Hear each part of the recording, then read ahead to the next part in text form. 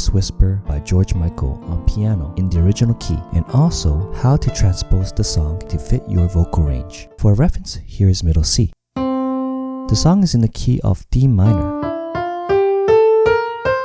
We'll start with the intro. On the right hand, we'll play E, D, A, F, and we'll play that twice. Next, we have C, B flat, F, D, C, B flat, F. Then we have B flat, A, F, and D. And then we'll pause because our left hand will play B flat, which will be covered later.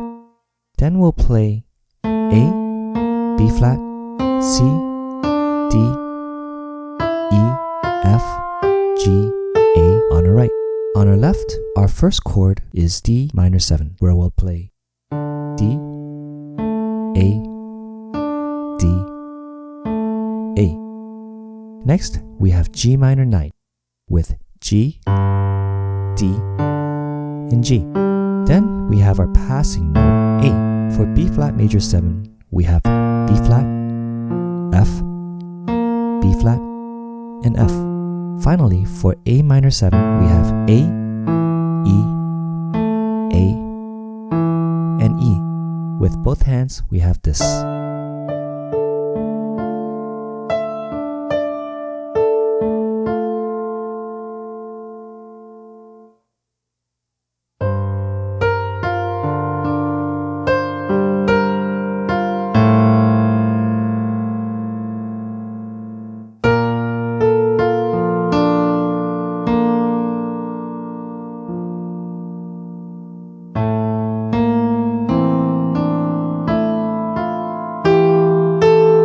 For the intro, we will play this section twice. This is also played in the instrumental section of the song.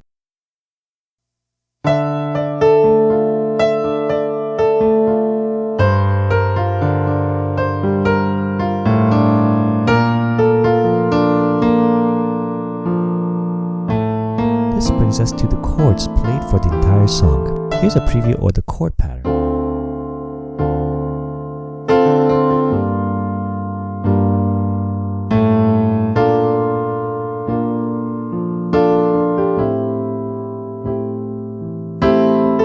Our first chord is D minor 7. We have D octaves on the left and C, F, and A on the right. Next is G minor 9. We have G octaves on the left and B flat, D, F, and A on the right. Next is our passing note, A octaves, which is played only on the left. Next is B flat major 7, with B flat octaves on the left, and D, F, and A on the right. Then we have A minor 7 with A octaves on the left, and C, E, and G on the right. So that's D minor 7, G minor 9, passing note A, B flat major 7, and A minor 7. This is one voicing we can use for the verse and chorus section. But here's a preview of a second voicing you can use to add variation to your playing.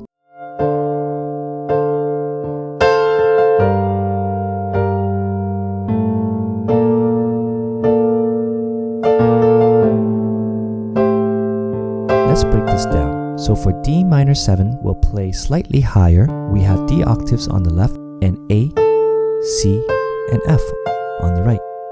Next, instead of G minor 9, we can play G minor 7 with G octaves on the left and G, B flat, D, and F on the right. Then we have our passing note A octaves like before. For B major 7, we have B octaves on the left and A, D, and F on the right.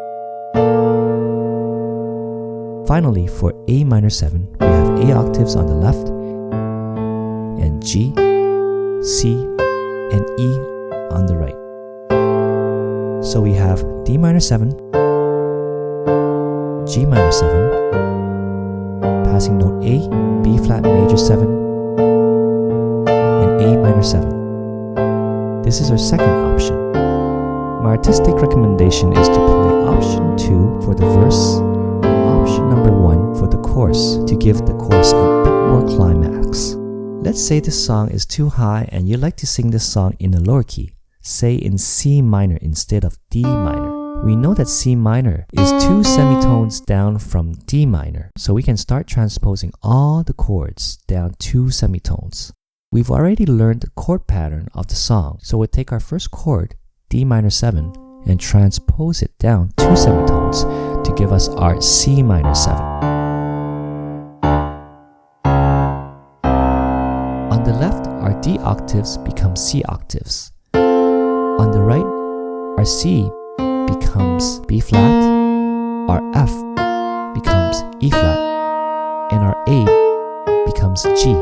We end up with B flat, E flat, and G on the right. C octaves on the left. These are our keys for our C minor 7 chord. Our next chord is G minor 9, and transposing it down 2 semitones give us F minor 9. On the left, our G octaves become F octaves. On the right, our B flat becomes A flat, our D becomes C, our F becomes E flat, and our A becomes G. So for our F minor 9 chord, we have F octaves on the left, A flat, C, E flat, and G on the right. Next is our passing note, A octaves. Transposing it down 2 semitones give us our G octaves. If we continue to transpose each of these chords down 2 semitones, we get the following chord pattern for C minor 7 key.